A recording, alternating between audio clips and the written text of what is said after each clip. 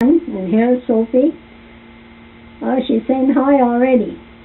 Okay, she's just going to be quiet here while I tell you another true story about a young teenager, the age of 13, going on 14.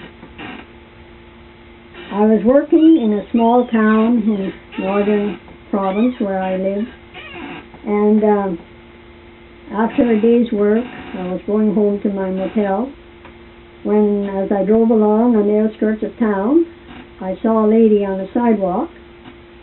Suddenly I heard, "Lady, lady, stop, please stop, please stop, wait, wait." And I stopped, pulled over and stopped, and this lady came up to my car, ran up to my car and said to me, "You're a Christian? I can see it says on your car here you're a Christian." And I said, "Yes, I am." And she said, "You work for the blind?" I said, "Yes, I do." She said, "I have a terrible problem, and I can't seem to get any help that would solve the problem. And would you please come to visit us after supper to speak with my daughter, who is 13 years old, going on 14. She's the problem we're having with her, or the problem was with her that we're having, and I feel that if you came to talk to her, you could probably help." And I said, "Well, I'm not a counselor or anything. I shouldn't really be doing that. You should try to find some professional help." And she said, "Well, you know, we've tried and it hasn't worked at all. It only got worse. So I feel you being a Christian, maybe if you just came to visit her and visit us and maybe get a chance to talk to her, you'll be able to help." Well, I thought about it and decided I would not turn the woman down, because by then she was weeping. And so I said, okay, I would go. She ran back across the street to the sidewalk and went wherever she was going, and I continued on to my hotel, or motel. It was a motel. And after supper I did my bookwork, and then at around 7 o'clock I got ready. She had given me her house number and the street they lived on, and I was wondering what I was getting into. But anyway, I got ready and I drove over around to that area and found the street and finally found the house. Parked the car and went over and knocked at the door. It was just a small home, tidy, white picket fence around it, typical of western towns, suburbs. A lady came to the door and she was just elated that I had come, and she invited me in and offered me a drink of cold glass of lemonade and offered me a chair a rocking chair by a doorway, which I was grateful for. Then we chatted a while, a little bit about things, and then I started to look around and see if I could see the daughter, but I couldn't see anyone. The dad, who was sitting on the sofa, was quiet, his head down. He too had snow white hair, so did she. They didn't look to be all that old though. They looked to be prematurely white. And I have had friends who were prematurely white, even at 30. And I said, "Your daughter out?" And she said, "No," and she made a motion towards the room, which was the door right next to me. "She's in the bedroom." And I said, "Oh." So then after a while I was wondering how we could get her to come out of the bedroom, because the woman had told me that she would go in the bedroom and not speak to them, and hadn't spoke to them for a month over this problem. And it seems that the problem was that she wanted her parents to dye her hair. She was being bullied at school about her parents having white hair and looked more like her grandparents than her parents. And all her friends at school and peers had younger parents, and so on and so on. So she was upset about that, because the parents didn't want to give in to this demand. They didn't want to dye their hair. They had accepted what had come in life, and they felt that she should, and she just stopped talking to them. The silence was her method of trying to force them into doing what she wanted. In fact, what her friends, her so-called friends, who were really bullies at the school, wanted. And so I said, well, I don't know what I could do, but then I made signs that she should tell her and ask her to come out. And so she called her by name and said, the lady has come to visit, won't you come out and meet her? She was kind enough to come and visit.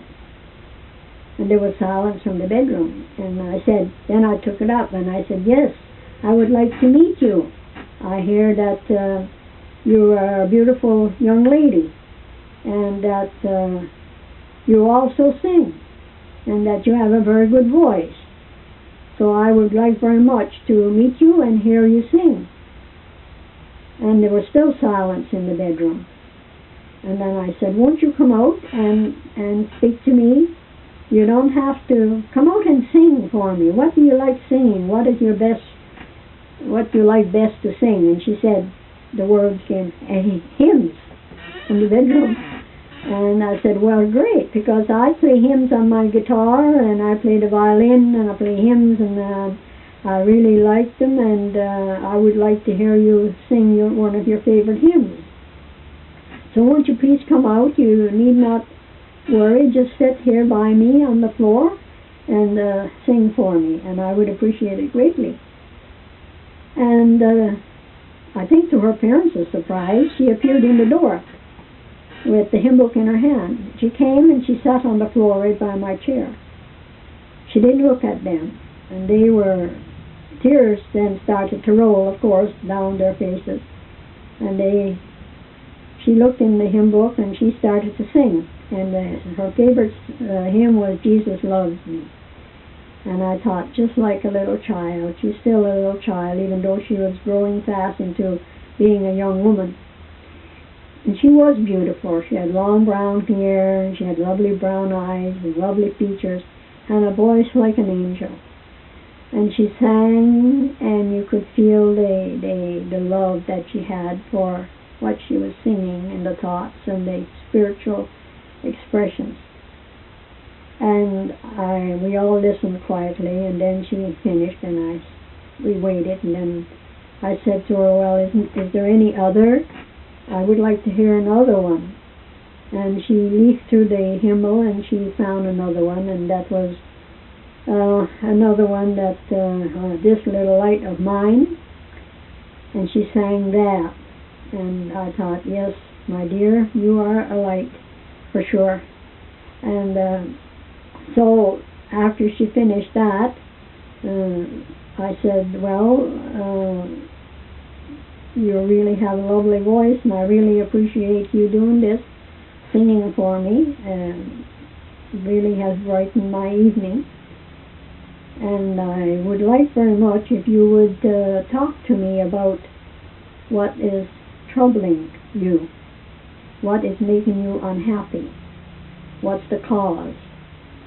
And then she told me that her parents had white hair, and that at school she was being bullied by her peers to get her parents to dye their hair so they would look like all other mom and dads, that they looked like her grandparents rather than her parents, and that they really couldn't be her parents if they were that old. They had white hair.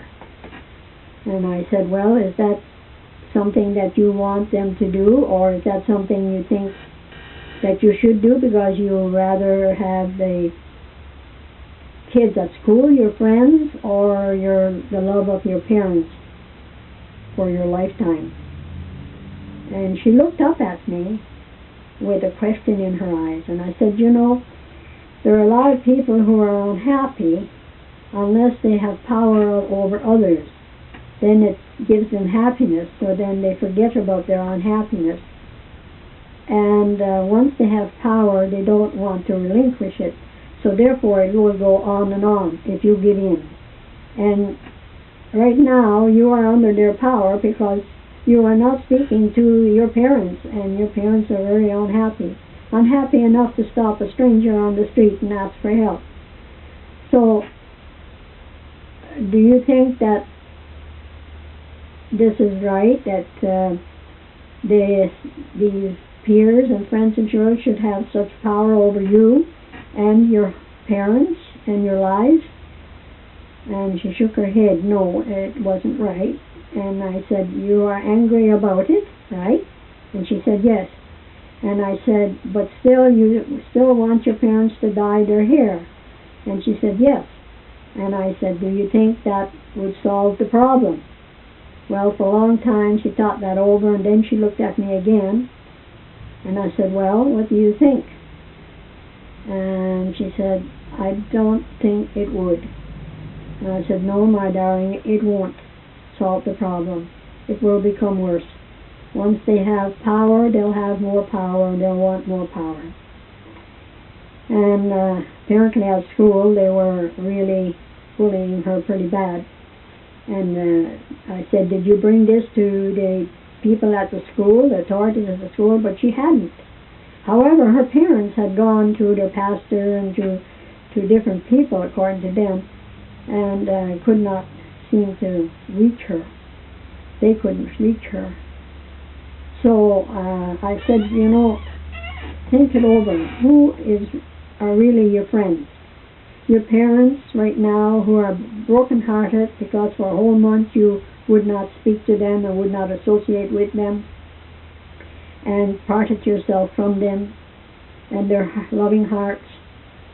I said, you know, your parents is your source of love in this earth, next to the Lord.